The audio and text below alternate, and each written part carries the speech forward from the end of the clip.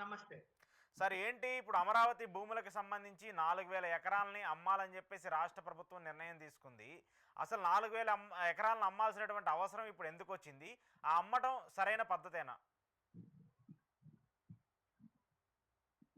అంటే ఈ నిర్ణయం ఇప్పుడే తీసుకోలేదు. గతంలో అధికారంలోకి వచ్చినప్పుడే కొంత భూమిని అప్పుడు ఇంకా 5,000 ఎకరాలట. ఉమ్, భూమిని అమ్మాలి. అమ్మడం వల్ల వచ్చే రెవెన్యూ రాజధాని నిర్మాణాలకి ఉపయోగించాలి అనేటువంటి ఆలోచన అప్పట్లోనే చేశారు గానీ, అది అమల్లోకి రాలేదు. అమల్లోకి రాలేదంటే అప్పుడున్న పరిస్థితులను బట్టి దాన్ని వదిలేశారు. మీకొక స సన్నివేశం చెప్తా. ఉమ్, రాజధాని రాష్ట్రం విడిపోయిన తర్వాత హైదరాబాద్‌లో ఉన్నటువంటి దాన్ని అక్కడ ఉమ్, టెంపరవరీ బిల్డింగ్ కట్టి అక్కడికెళ్ళిన తర్వాత ఒక ఉమ్, సంవత్సరం తర్వాత చీఫ్ సెక్రటరీ దినేష్ దినేష్ కుమార్ అని ఆయన ఉన్నారు. నేను ఓకే. ఆయన ఛాంబర్‌కెళ్ళి కూర్చొని మాట్లాడుతుంటే, "లక్ష్మణ్ ఒకసారి కిటికీలోంచి బయటికి వెళ్లి చూసిరా" అన్నాడు. అక్కడెళ్ళి కిటికీలో నిలబడి చూశాను. ఉమ్, అన్ని కంప చెట్లన్నీ ఉన్నాయి మొత్తం వెనకంతా. ఉమ్, అన్ని కంప చెట్లన్నీ పేరుకుపోయి ఉన్నాయి అన్నాడు. ఉమ్, ఎందుకు అలా జరిగింది చెప్పనా అన్నాడు. చెప్పను.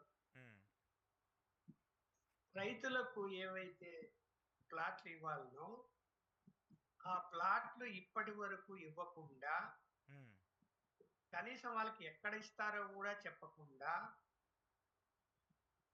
ప్రభుత్వం ముందుకు నడిపిస్తున్నది. ఉమ్, అదే రైతులకు ప్లాట్లు గిన ఇచ్చి ఉండింటే, ముందుగా వాళ్ళకి ప్లాట్లు ఇచ్చి ఉండింటే, ఉమ్, వాళ్ళ దగ్గర నుంచి సేకరణ అయిన తర్వాత వెంటనే వాళ్ళకి ప్లాట్లు కేటాయించి ఉంటే, వాళ్ళు ఆ ప్లాట్లు వాళ్ళకి అమ్ముకునే రైతు ఉంది. వాళ్ళు కన్‌స్ట్రక్షన్ చేసుకునే రైతు ఉంది. ఉమ్, కన్‌స్ట్రక్షన్ చేసుకుంటే కూడా ఇమ్మీడియేట్‌గా అనుమతులన్నీ మంజూరు చేయాలి. ఇవన్నీ సీఆర్‌డీఏ చట్టంలో పెట్టి ఉన్నారు. ఉమ్, పెట్టి ఉన్నప్పుడు వెంటనే రియల్ ఎస్టేట్ వ్యాపారస్తులకు పైన అమ్మేవాళ్ళు, లేదు డబ్బున్న వాళ్ళు భవనాలు కట్టేవాళ్ళు, ఉమ్, అపార్ట్మెంట్స్ కట్టొచ్చు, లేకపోతే షాపింగ్ కాంప్లెక్స్‌లు కట్టొచ్చు, సినిమా థియేటర్‌లు కట్టొచ్చు.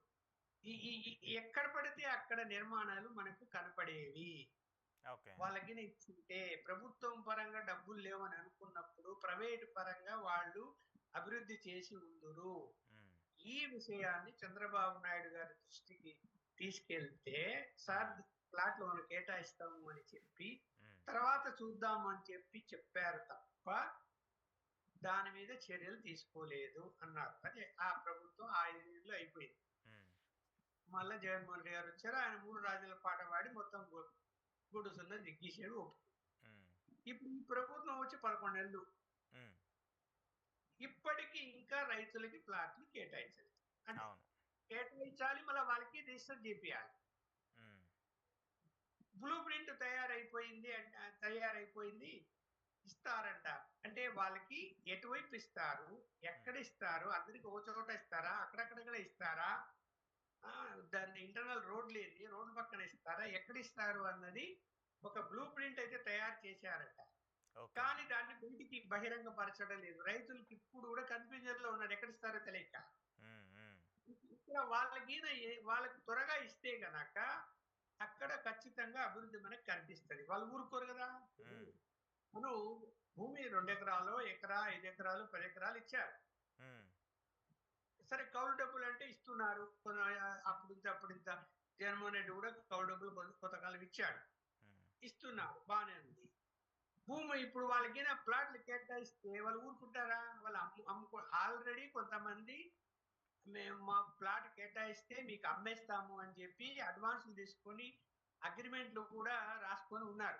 అవును. రియల్ ఎస్టేట్ వ్యాపారుల దగ్గర. ఉమ్, వాళ్ళు వెంటనే స్టార్ట్ చేస్తారు కదా! ఉమ్, బిల్డింగ్‌లన్నీ. ఎందుకు ఆలస్యం చేస్తున్నారంటే దానికి సమాధానం లేదు ఇప్పటి వరకు కూడా ప్రభుత్వం. ఇది పక్కన పెట్టి ఉమ్, ఇప్పుడు రైతులు ఇచ్చినటువంటి మీరు ప్రభుత్వ భూములా, రైతు భూములా అన్నారు ఇందాక. ఉమ్, 4,000 ఎకరాలు ఏయి అమ్ముతారు? అవును. నాకున్న సమాచారమా ప్రభుత్వ భూములు కాదు. రైతుల యొక్క భూములే. అవునా? మళ్ళీ ఒక రైతులనేనా? రైతులనే మోసం చేస్తున్నారా? ఒక పాకెట్‌ను తీసుకొని ఉమ్, అక్కడ మనము గిన వేలం వేసి అమ్మగలిగితే ఉమ్, మీరన్నట్టు రెవెన్యూ వస్తుంది. ఆ రెవెన్యూ వచ్చిన దాని వల్ల రాష్ట్ర అంటే అమరావతి అభివృద్ధికి ఉపయోగించవచ్చు ఉమ్, అనేటువంటిది ప్రతిపాదన. ఉమ్, ఈ ప్రతిపాదనలో 4,000 ఎకరాల భూమిని వేలం వేసి అమ్మితే నిజంగా రెవెన్యూ వస్తది కాదనలే. ఉమ్, కాకపోతే రైతులకు ముందు ప్లాట్లు ఇచ్చి, ఉమ్, వాళ్ళని సాటిస్ఫై చేసి, రిజిస్టర్ చేసి, తర్వాత మీరు అమ్మితే బాగుంటుందేమో గానీ, ముందే ఆ నిర్ణయం తీసుకొని వాళ్ళకి ప్లాట్లు ఇవ్వకుండా, ఎక్కడిస్తారో చెప్పకుండా, మీరు గిన ఈ స్టెప్ వేస్తే గనక వాళ్ళు వ్యతిరేకించే అవకాశం ఉంటది. ఆల్రెడీ మా సంగతి తెలుసు వ్యతిరేకిస్తున్నారు కదా వాళ్ళు కొంచెం. ఆ! ఉమ్, తీవ్రంగా వ్యతిరేకిస్తారు. ఇప్పుడు ఉమ్, మా భూములు మీరు అమ్మేసుకుంటున్నారేంటి? మా మా మా సంగతేంటి? ఇప్పుడు ఉమ్, ఎందుకిచ్చారు భూములు?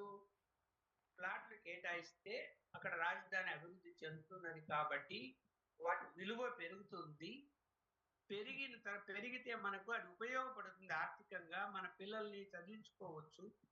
మన పరిస్థితులు మెరుగుపరచడం మనం హైదరాబాద్‌లో చూసాము. అవును. బంజారాహిల్స్‌లో పైన ఇప్పుడు ఎక్కువ వెళ్ళిపోయింది కోకాపేట. ఉమ్, ఉమ్, ఉమ్.